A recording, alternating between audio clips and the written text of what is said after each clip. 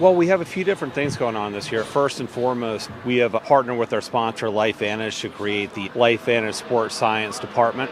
And so the main differences this year are that we have Presley Okobia, who is now our strength and conditioning coach, and I'm now the Director of Sports Science and Performance.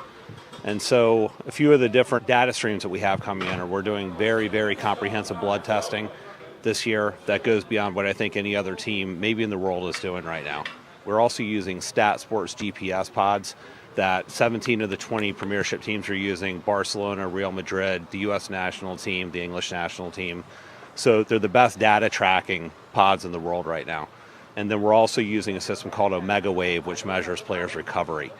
So we're starting to get a more accurate look at how recovered players are from training sessions. How have you guys been able to utilize that so far, just in terms of handling the workload, managing the workload with players in preseason?